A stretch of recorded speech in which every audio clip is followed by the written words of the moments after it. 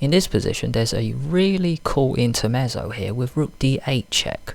Let's see what happens. Take, king e7, let's say, and then rook takes a8 first. Wow, really nice move, because after rook a8, we don't play bishop a8, but fe5. A very clever double attack option. Really cool variation. That's why rook d8 check. Let's block with the knight. So then fe5 will not attack the knight on f6.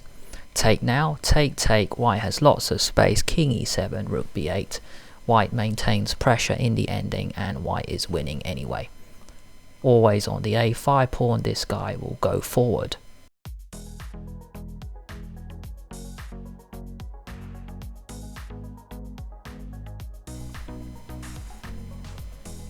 Artemiev versus Vitiugov.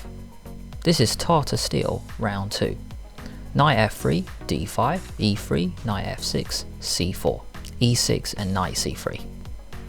This setup is getting very popular. White is delaying, moving the d-pawn. Vitiugov now goes capture on c4 and after bishop c4, a6, planning b5, bishop b7, quick development. Castle, b5, bishop goes back to e2, it could have gone to b3, but after bishop b7, a4, Artemiev is questioning the pawn chain with this pawn move. After b4, knight goes back to b1. This is white's idea to get the c4 square for the knight.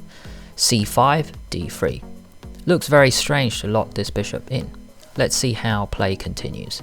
Knight c6, knight d2, bishop e7 and e4, controlling the d5 square. Now another option was knight c4. And if castle, knight d2.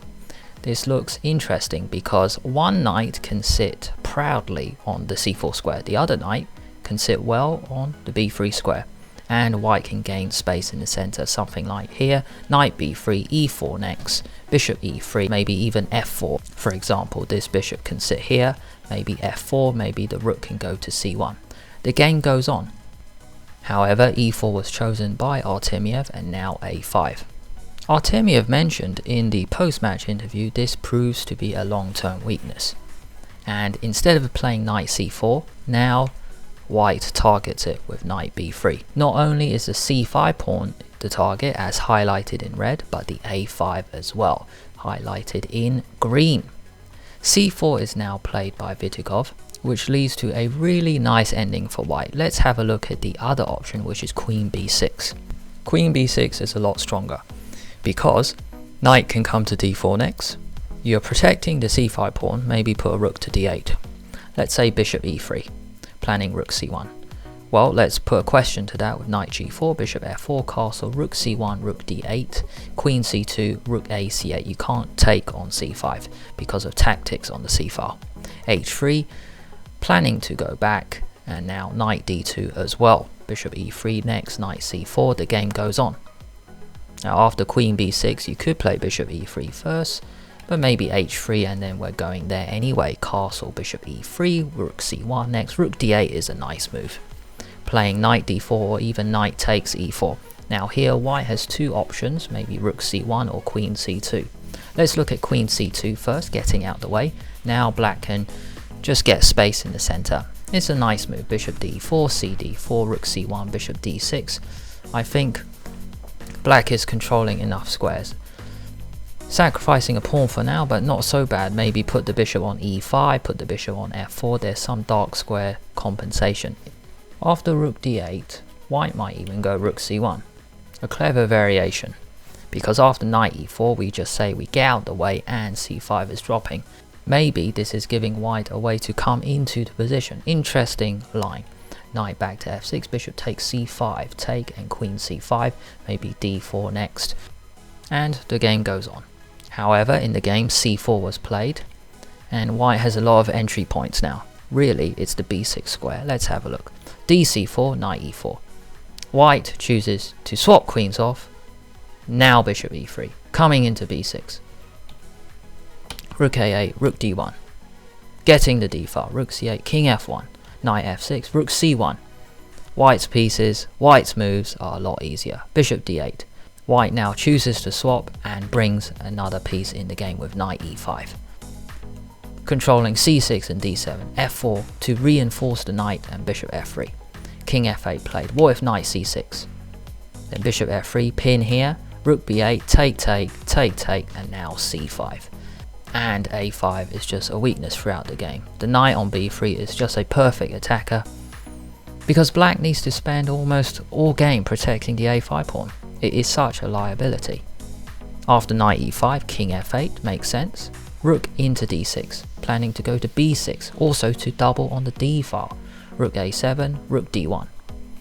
Also possible rook b6 straight away, planning rook b5 and take on a5. That's a cool way to reroute. If knight c6, this loses straight away. Nice tactic here. Rook takes b7, take, knight c6, then the other knight comes in. Rook d1, knight c6, f4, reinforce the knight, bishop back, bishop f3, take, gaining lots of space. In this position, there's a really cool intermezzo here with rook d8 check. Let's see what happens. Take, king e7, let's say, and then rook takes a8 first. Wow, really nice move, because after rook a8, we don't play bishop a8 but fe5. A very clever double attack option, really cool variation. That's why rook d8 check. Let's block with the knight, so then fe5 will not attack the knight on f6. Take now, take, white has lots of space, king e7, rook b8. White maintains pressure in the ending and white is winning anyway. Always on the a5 pawn, this guy will go forward. fe5 played, the bishops come off, knight e8 and rook d4, not wanting to swap rooks off yet. King e7, king e2, g6, c5. Maybe planning rook c4, maybe the knight goes d4 to b5. Some options, knight g7, giving white a route in. Rook d6, knight f5, rook b6, f6, f4. What is white's idea? Perhaps trying to sacrifice on d6, throw the rook in, really cool. Variation coming up now. g5 was played, leading to take, and rook takes e6, but I want to go back to here. Let's just play a nothing move like h6. I want to have a look at where the rook d6 works. After rook d6, knight takes d6, e takes d6, check, king d7, king d3. The passed pawns, they just look so dangerous. You can't play rook c6 because rook b8. White will come round the back, pick up the pawns, and black can hardly move. If you go rook c8, take, and c6, should be over. Rook a6, knight d4, e5. Stop the knight defending the c6 pawn, but this loses immediately with d7 check. Then the knight will come to e6. Nice variation there. After g5, Vitiugov decides to free his position by sacrificing this pawn. Check, take, and then giving up the e6 pawn. Rook f7, rook e4, this should be lost anyway. White's king is safer. Rook e4, rook g1 check, rook e5, pin with knight d4 as a threat. King h4, rook f1, pinning again on the f file, and now rook f3. Rook f3, clever move, because knight d4 check doesn't work, because you take back with the knight. King g4, check, force the king to the h file, check again, king g5, check, and now just side stepping with the king. Check, rook d3, rook e7, rook d5, pin along the 5th rank, king h6, rook f4, pin along the f file, and after king g6, now white decides to cash in, taking on a5, and now black resigned. Black can hardly move in this position. Without trading some pieces, the b4 pawn is also about to fall anyway. Also, knight on a5 helps support c6. If you enjoyed this video, consider liking it to boost it up in the YouTube algorithm.